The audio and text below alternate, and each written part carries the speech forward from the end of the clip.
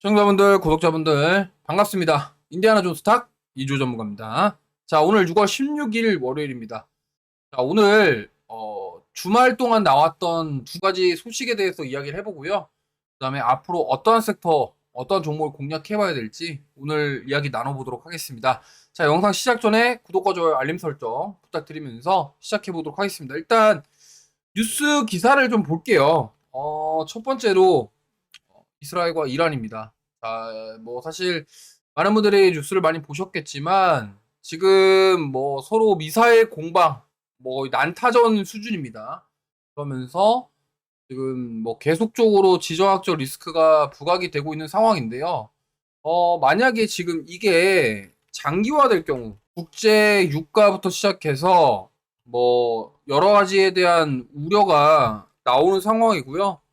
특히나 이제 지금 이걸로 인해서 방산, 해운 뭐 관련주들 좀 상승 기대감이 있다 이렇게 얘기를 하고 있는데 뭐 여기에 정유도 포함되겠죠. 잘 보셔야 될 게 지금 가장 중요한 거는 이겁니다. 지금 이란 앞바다 결국에는 이 페르시아만의 호르무즈 해협 봉쇄 이거가 지금 얘기가 가장 많아요. 그러니까 이게 지금 여기서 봉쇄가 된다, 안 된다, 뭐, 사실 이런 얘기들이 많은데, 이거는 왜 그런지를, 이거는 지도를 보면서 말씀드려야 돼요. 일단, 사실은, 말로만 들으면은 별로, 뭐, 감이 안 오실 거예요. 이거 지도를 봐야 됩니다. 자, 제가 구글어스를 켜놨는데, 음. 자, 여기입니다, 여기. 자, 잘 보세요. 자, 여기가 이란이에요. 세계사 시간이라고 생각을 해봅시다. 자, 여기가 이란이고, 자, 여기가 어딥니까? 여기가 사우디아라비아입니다. 자, 그 다음에 여기에 뭐 바레인, 카타르, 아랍에미레이트 여기에 다 이 뭐가 있습니까? 여기에 석유 왕자들 나라들 많죠. 자, 여기 보시면은 사우디, 아랍에미레이트, 카타르, 바레인, 뭐 기타 등등. 그다음에 여기 이란까지. 자, 근데 호르무즈 해협이 어디냐면 여기에요, 여기. 이 라인, 이 라인. 뭐 지도상으로는 되게 좁아 보이지만 사실은 이게 굉장히 중요한 요충지라는 말씀을 드릴게요. 왜냐면 자, 여기가 페르시아 만입니다. 뭐 아라비아 만이라고도 하고요. 지금 보면은 여기가 홍해거든요. 여기가 홍해고 스웨즈 운하가 여기에 있습니다. 그래서 스웨즈 운하 같은 경우는 이 아프리카 지역과 이제 유럽 지역을 연결해 줄 수 있는 공간이에요. 여기가 그래서 여기가 스웨즈 운하이고 뭐 보통 이제 뭐 중동 지정학적 리스크 나오면은 스웨즈 운하 뭐 어쩌고저쩌고 얘기 나오죠. 그렇게 생각하시면 됩니다. 그 여기가 이제 홍해고 여기가 아덴만이에요. 아덴만. 이거 왜 얘기하냐면 중요하니까 잘 보세요. 이게 보통은 여기가 이제 남아프리카하고 뭐 희망봉이라고 하는데 자 우리가 그 요즘에 해운이라던가 이러한 종목군들이 해운 운임 지수가 올라가는 가장 큰 이유가 중동 리스크 때 여기가 막히면은 그러면은 해운 뭐 물건을 보내야 될 거 아니에요. 그럼 여기서 이렇게 뱅 돌아갑니다. 그럼 운임비가 늘어나겠죠. 여기도 마찬가지예요. 자 보시면은 호르무즈 해협에 대한 얘기가 왜 나오냐면 이 페르시아 안에서 보통은 이 석유를 수출할 때 여기서 배로 일로 보낸단 말이에요. 페르시아만을 통해서. 근데 이란이 열받아가지고 여기 막아버리면은 못 나가죠 배가. 그럼 어떻게 되겠습니까? 공급에 차질이 생기는 거예요. 그래서 보통은 이렇게 여기 페르시아만에서 나와가지고 여기 아라비아해를 통해서 이렇게 우리나라 쪽으로 온단 말이에요. 아시아 지역, 뭐, 그 다음에 이제 반대로 가겠죠. 또 미국이나 이런 데 갈 거면은. 어쨌든 그래서 지금 여기가 굉장히 전략적인 요충지고, 그 다음에 많은 이 중동 석유 부자들이 여기에 밸류 체인을 구축해놨어요. 근데 만약에 호르무즈 해안을 막아버리면은 이 여기 이미 밸류체인 다 구축해 있는데 일로 다시 빼가지고 이렇게 보낼 수가 없겠죠. 상식적으로 물리적으로 지금 불가능합니다. 그러다 보니까 지금 이 호르무즈 해협에 대한 가치가 계속 부각이 되는 거고 이로 인해서 지금 운임지수 운임지수가 뭐 상하이 운임지수 그 다음에 뭐 BDI 운임지수 최근에 다 상승세가 나오고 있기 때문에 그래서 HMM부터 시작해서 페노션 그 다음에 기타 해운주들이 좀 강세를 보이고 있다 이렇게 보시면 되겠고요. 그러니까 이게 끝이 아니에요. 자, 그 다음에 지금 뭐 해운 관련주들이 이렇게 오르는 거고, 그 다음에 지금 보면은 이제 정유 관련주들 있죠. 이런 군들도 사실 이거 영향을 받고 있다. 근데 더 중요한 건요, 에너지입니다. 왜냐면 이 미사일 공방 속에서 에너지에 대한 부분들이 뭐 충격을 받거나 아니면 진짜로 우라늄 모아놓는데 폭발하면은 거기서 이제 문제가 생기겠죠. 뭐 방사능 물질들이 나온다던가 진짜로 우라늄 그 지하에 모아놓은 데를 거기가 만약에 타격을 받아서 폭발이라도 나면요 굉장히 큰 문제예요. 그래서 에너지 공급에 대한 부분들이 부각이 되면서 오늘 사실은 여기만 오르는 게 아니라 원전, 신재생, 특히나 태양광. 왜냐면 만약에 전쟁이 장기화가 되면은 이쪽에 대안을 찾을 수 있겠다라는 기대감들이 지금 시장에 반영이 되고 있다. 이렇게 볼 수 있겠습니다. 첫 번째 소식은 이 소식이고요. 두 번째는 일단 뉴스를 먼저 보여드릴게요. 보시면은 SK와 아마존 웹 서비스, 아마존이죠.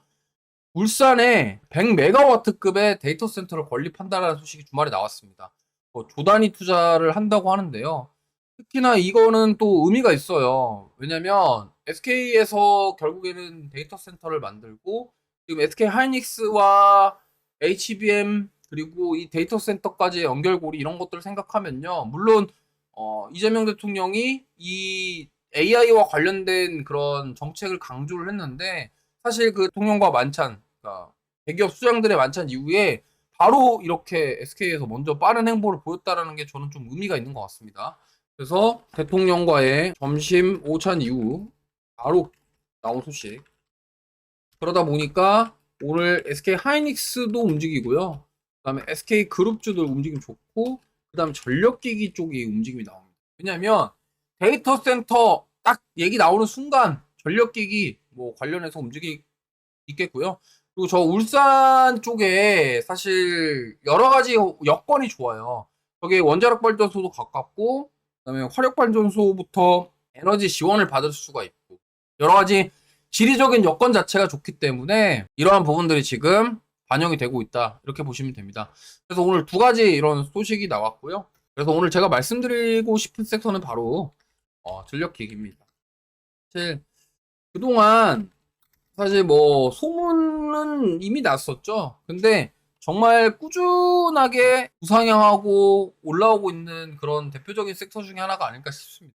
그래서 뭐 많은 분들이 아실 겁니다. 3대장이라고 하면은 호성중공업, HD 현대일렉트릭, 그 다음에 LS 일렉트릭 있죠. 또 오늘 이 3대장을 뭐 살짝 비교 좀 해보고요.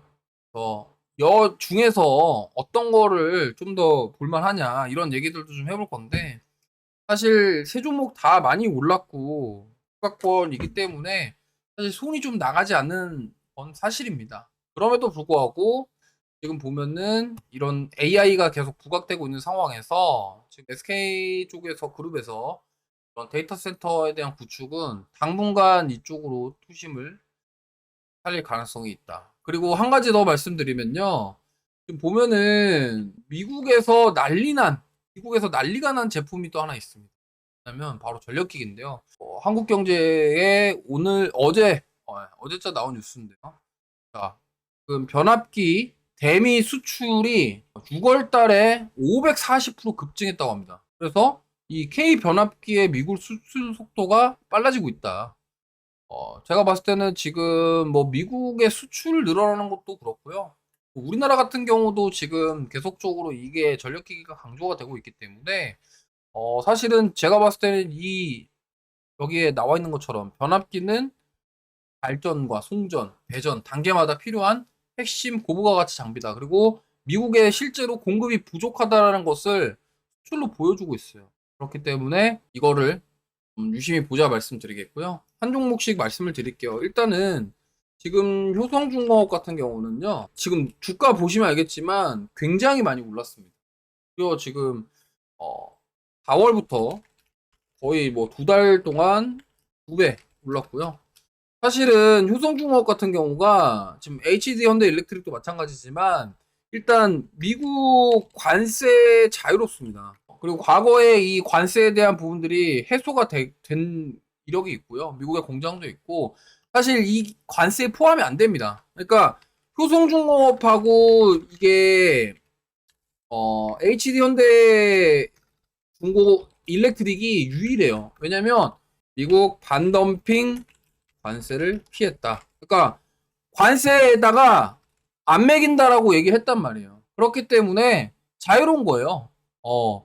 그래서 제가 봤을 때는 지금 이게 공교롭게도 미국의 생산 시설을 보유하고 있는 두 기업이 바로 효성중공업하고 H현대 일렉트릭입니다. 사실은 지금 미국에서 계속적으로 공급을 생산량을 만들고 있고 거의 뭐 자체에서 해결을 하고 조달을 하고 있기 때문에 지금 뭐 반덤핑 관세를 피했다. 네, 그렇기 때문에 제가 봤을 때는 지금 일단 미국 관세에 자유롭다. 그렇기 때문에 이 두 종목은 수출을 많이 해도 관세 우려가 없어요. 그러면 실적에 고스란히 반영될 가능성이 높겠죠. 근데 이제 잘 보시면요. 여기서 지금 효성중공업도 신고가, HD 현대 일렉트릭도 신고가예요. 오늘 신고가거든요. 자, 근데 여기서 웃지 못하는 종목이 하나 있습니다. 바로 뭐냐면 LS 일렉트릭이죠. LS 일렉트릭이 이 두 종목보다 못 갔던 이유는 명확해요. 이 관세에 대해서 반덤핑 관세에서 피하지 못했기 때문에 관세에서 자유롭지 못하다. 이게 가장 큽니다. 이것 때문에 사실은 LS 일렉트릭이 덜 올랐다. 이렇게 좀 볼 수 있겠고요. 그 다음에 지금 효성중공업이 대장이 된 이유는요. 효성중공업은 건설 사업도 같이 하고 있어요. 저 중고급 안에. 근데 여기에 이제 ESS 사업도 같이 합니다. 그래서 지금 효성중공업 같은 경우는 변압기도 당연히 있지만 ESS의 사업, 그 다음에 이러한 그런 뭐 약간 원전과 연결될 수 있는 그런 수소, 뭐 에너지, 연료 이런 것들도 사업을 같이 해요. 그러다 보니까 이러한 에너지와 공급되는 측면에서 지금 원전주들 랠리 나오면서 오히려 효성중공업이 더 강한 모습을 보였다 이렇게 보시면 됩니다. 보시면은 제가 보여드릴게요. 지금 보면은 효성중공업은 이 변압기랑 이런 차단기 사업을 하고 있는 게 매출이 거의 70% 가까이 되고요. 나머지가 이제 아파트, 오피스텔 건설 관련 사업이 30% 정도 됩니다. 매출은 이렇거든요. 근데 여기 사업계획 보시면요. 여기 보시면은 액화수소 플랜트, ESS. 그럼 뭐예요? 지금 이 건설 사업을 같이 하고 있기 때문에 이러한 ESS라던가 액화수소 플랜트, 이런 석유화학 플랜트 이런 것들을 만드는 기술력이 있다라는 거예요. 그럼 결국엔 뭐예요? 에너지 사업과 같이 연결될 수 있겠죠. 지금 보시면 여기 해상풍력 터빈도 확대할 거고 액화수소 플랜트 결국에는 원전이랑 이 플랜트랑 같이 연결될 수밖에 없단 말이에요. 그러니까 에너지를 공급하기 위한. 그러다 보니까 지금 효성중공업이 대장으로 부각을 받았고 그 다음에 HD현대 일렉트릭도 ESS를 안 하는 건 아니에요. 하지만 사업 자체가 이 배전반, 그 다음에 변압기 이런 거에 집중이 되어 있고요. 그래서 이게 ESS를 안 한다라는 거 아닙니다. 하고 있지만 지금 어떻게 보면은 이 시장 자체는 효성중공업이 더 앞서고 있기 때문에 이 부분이 지금 원전주를 랠리며 나오면서 효성중공업이 부각을 받았다 이렇게 보시면 돼요. 그 다음에 LS 일렉트릭인데 여기는 사실은 다른 데보다 좀 약해요. 그리고 지금 매출 대부분이 다 뭐 이런 전력 쪽에 연결돼 있는데 저는 이 LS 일렉트릭은요. 저는 보셔야 될 게 이 PLC입니다.